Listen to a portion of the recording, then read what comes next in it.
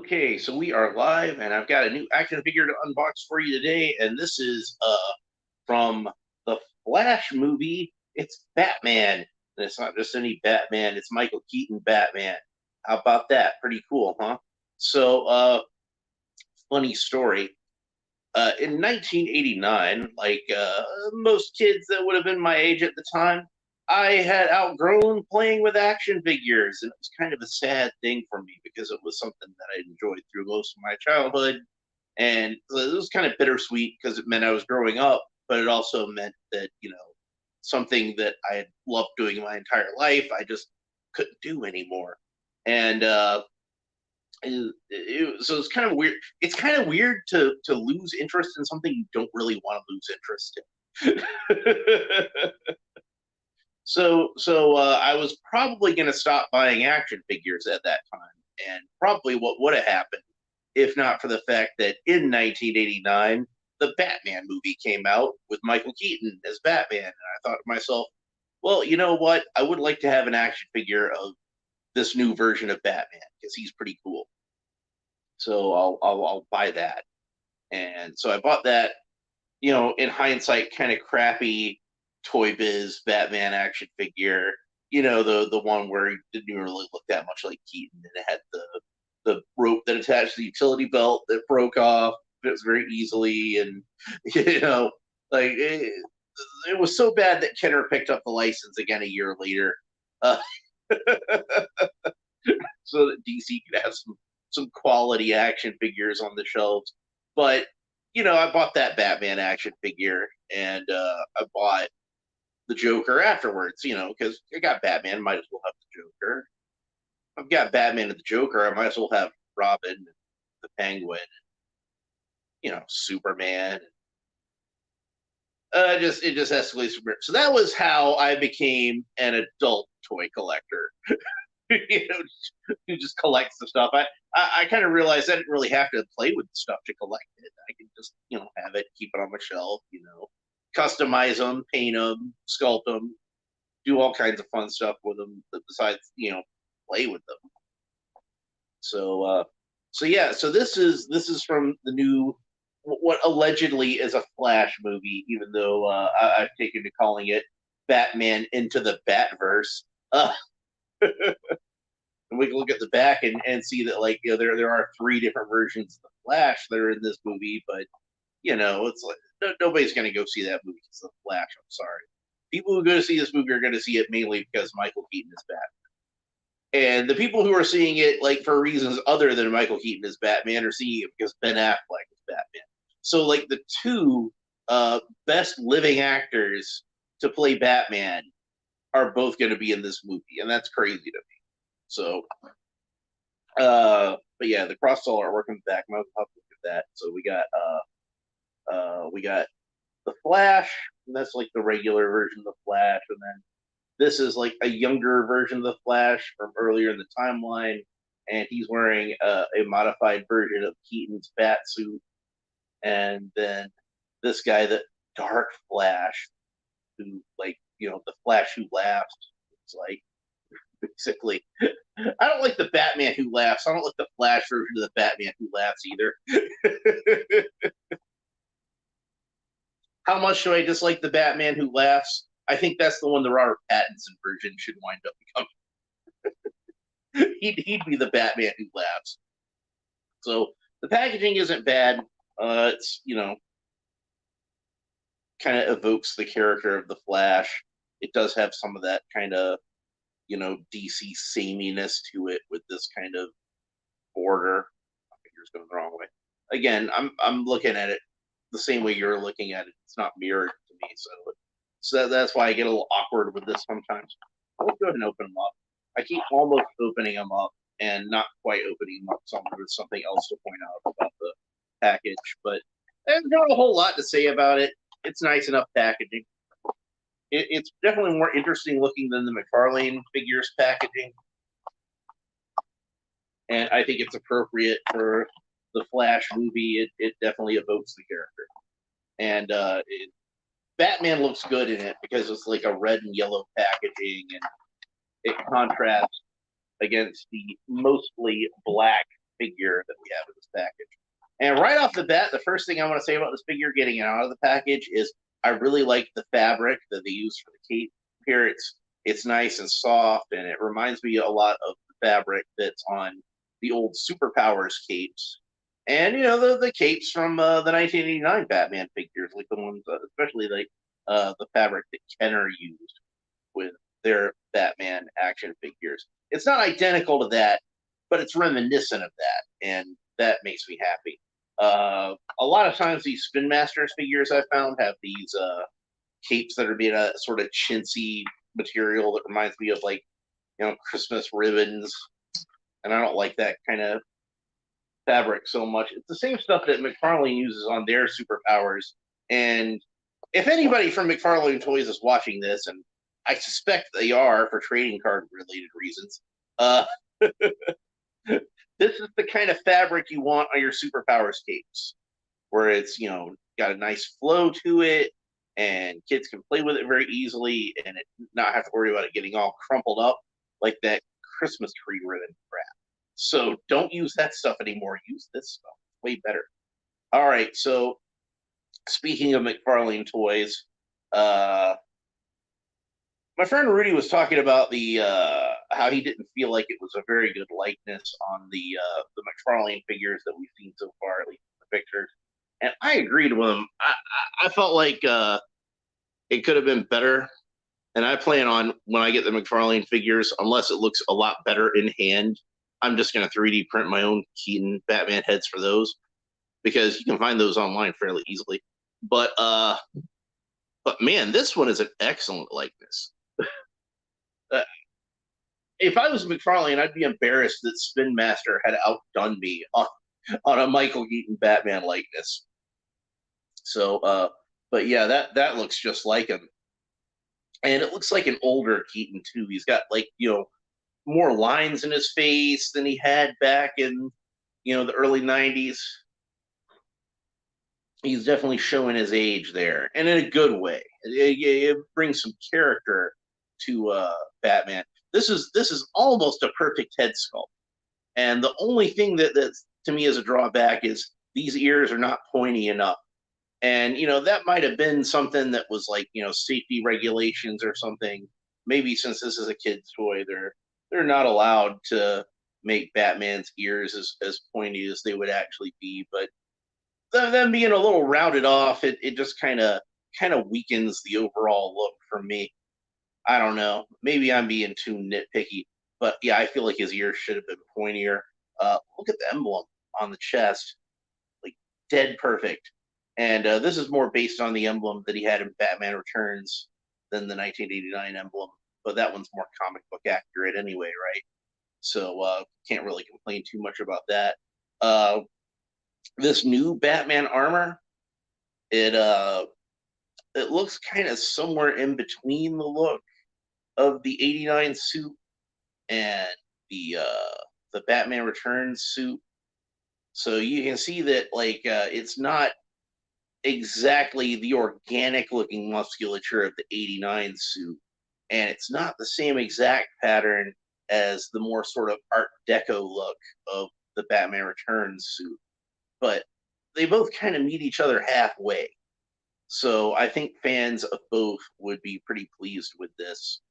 I don't mind the idea that Batman would be constantly upgrading his suit and doing updated versions of it for his own comfort, for extra durability, that sort of thing. There's like a lot of modern superhero suits. There's a lot of kind of superfluous seams and lines and things like that. Like it's got the sort of line, the bra line, I guess, whatever you want to call it, from the Christian Bale bat suit. They worked that into it. So I don't know.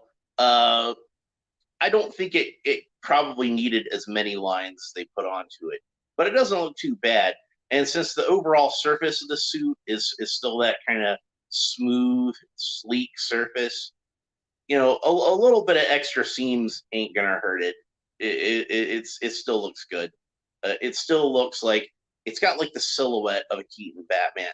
Like if you saw this like across the room and you couldn't even make out like the facial features on it, you would probably still be able to know that's a Michael Keaton Batman. And if not, you would probably think it was a Val Kilmer Batman, which is still in the same ballpark as far as like the suit design. Honestly, I think that that's probably one of the reasons that I really wish that they'd have kept the belt yellow, because both the previous Keaton bat suits had yellow belts, and this one instead has a black belt, and that to me is a little more reminiscent of Val Kilmer's bat suit. Which Val Kilmer's bat suit was still pretty great, even with the nipples. They probably could have left off the nipples. But I still think that's probably one of the better bat suits that we've gotten in movies. Like Keaton's bat suit was the one to beat until Batman v Superman, and then I think Ben Affleck's bat suit finally did beat it, and that's probably my favorite live action bat suit currently. Then we got the boots, which have that same sort of ridged quality to it in the shins that both the 89 and the Batman Returns suit had, but not identical to either one of them. Again, Batman constantly probably been upgrading his suit all this time. There's a shot in one of the trailers of like a whole chamber of Batman's suits, and I figure that's probably from where Batman has been over the past, God, what, almost 30 years, almost 40 years now for the original, like 1935 years. Would that be? I'm not good at math. About 34 years, I think. It's 2003, 2023 right now. Not so good at math. And then it's got the same sort of armor here at the top of the boots. And I can't quite make out that they're Nikes, but hopefully they're still Nikes. Because remember, the original Keaton Batman boots were built up from Nikes. They were Jordans.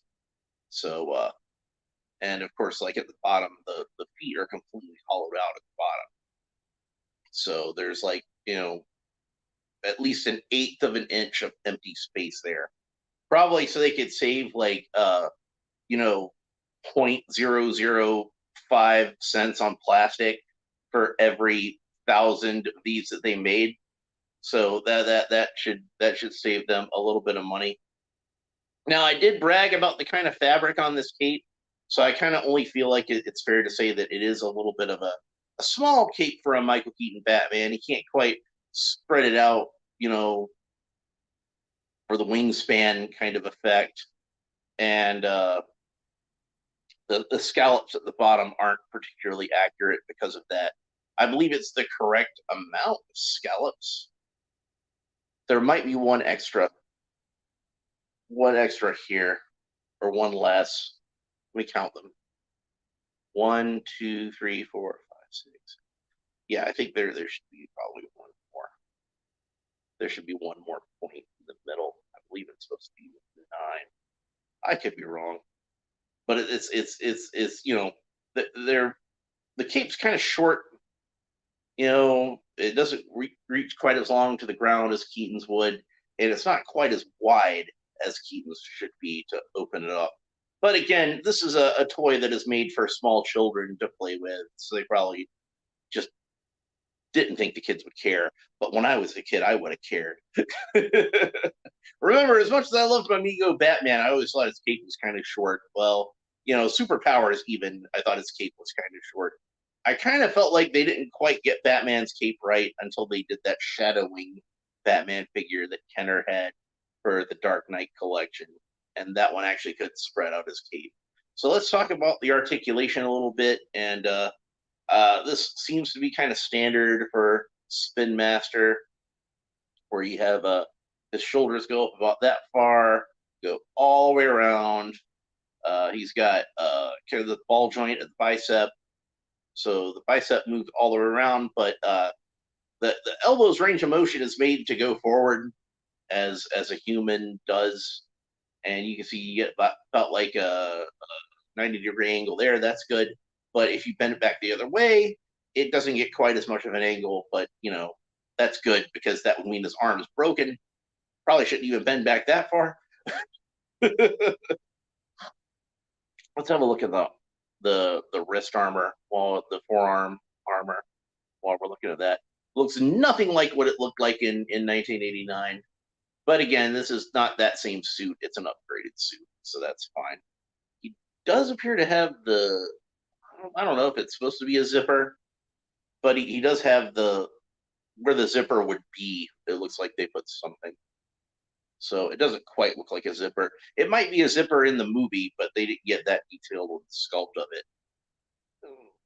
Look at the lines on the cowl under the neck. Like he's so old, he's got wrinkles. Oh no, that's just extra lines they sculpted into it. I don't think they needed to go this far with the lines, but it still looks good, so I'm not going to complain too much. So you can do the splits no problem. Legs go up about 90 degrees. Knee bends about 90 degrees. This is basic leg articulation for an action figure these days. Nothing at the ankles, no boot cut. But again, this is just kind of a figure that's made for little kids to play with. So, I think it's got enough articulation to keep a kid happy.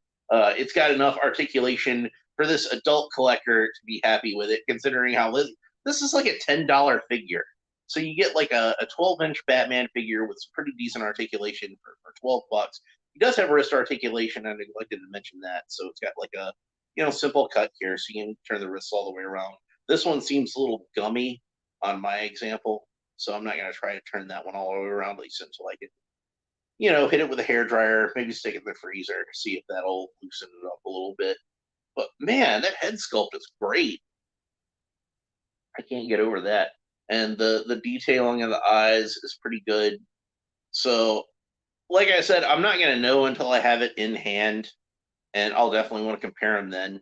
But I think that when you compare the two, once you do have them in hand, I suspect what's going to happen, at least from what I've seen of pictures of the McFarlane version, is that this one is actually going to have a better head sculpt than the McFarlane Toys version, which is crazy to me.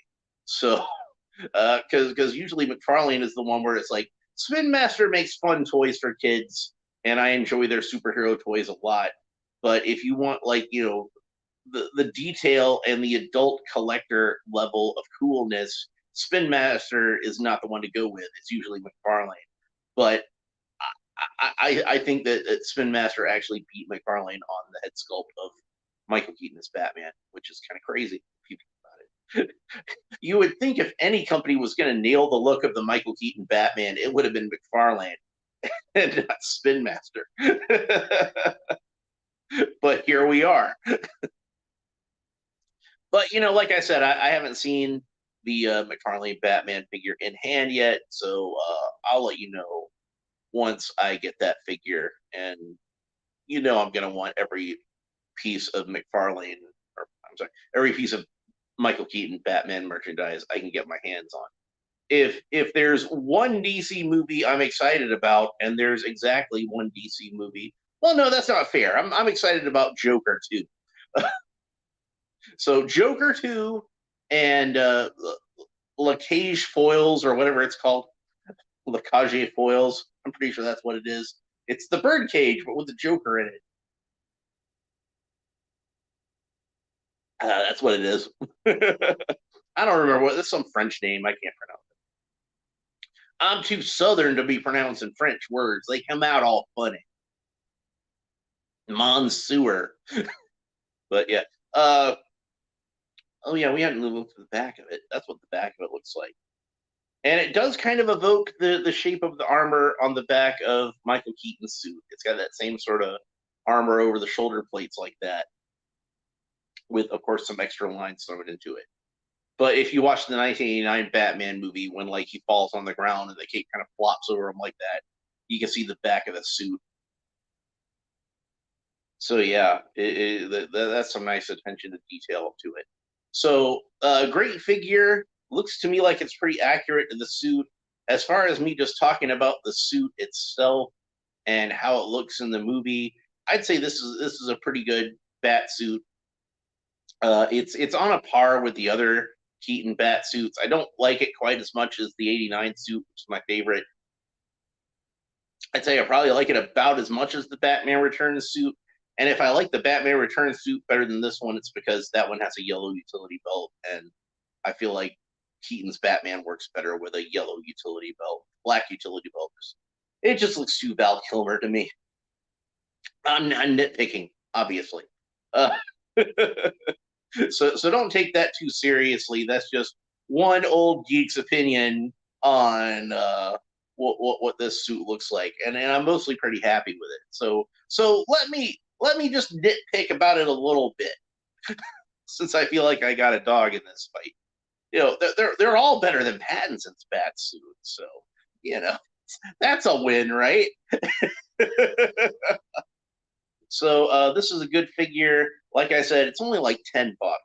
So there's no excuse for you not to buy this figure. If you're a fan of Batman, if you're a fan especially of Michael Keaton's Batman, like $10 is not too much to pay for this figure. So I highly recommend this. So that's pretty much it for this episode. I do have upcoming one more from the Flash movie, which is the 3 3/4 inch version of the same figure. And he comes with a very classic looking grappling hook and a very Ben Affleck looking batarang. Maybe there's some movie reason for that. I don't know. He looks like he has the crappy little Christmas ribbon cape to me. So I'm not as excited about that cape as I was about this one. But yeah, this is a definite recommend. Not just a recommend. This is a must have. If you're a collector of Batman action figures, you need to have this in your collection, and that's all there is to it. So go to Amazon and see if you can order one right now. Maybe he's on the shelf at your Walmart or Target close to you, so might be worth checking next time you pop in there. So I don't imagine these are going to sell out immediately, even though I expect it to be a very popular figure, just because I expect there's probably going to be a lot of these stock on the shelves. For a big movie that's coming out, that's being heavily promoted. They promoted this movie at the Super Bowl. It's the most exciting thing in this movie. Everybody was excited when they announced Michael Keaton was going to come back to play Batman. So this is something we wanted to see since 1992. So no offense to Val Kilmer, who took over the role, and I thought was a very good Batman. But we all loved Keaton, and we didn't really want to see him go. So even if Kilmer did a good job filling those Nikes, I don't know if they were Nikes at that point. I don't know if Val Kilmer had Nikes, but Keaton did. So anyway, that's pretty much it for this episode. If you enjoyed it, please like and subscribe and all the fun YouTube stuff on below. It's over here, right? It's over there. That's where the subscribe button is. Do me a favor and look over there, see if that's where the subscribe button is. And if it is, hit it. Hit the little bell if you want to catch these live streams from the beginning. And YouTube will let you know when I'm putting up a live stream. And you can participate in the live chat over on the other side, over here. Yeah, that's where it is. That's where the live chat would be. At least on a computer screen, that's where it would be. If you're watching on your phone, live chat's probably down there.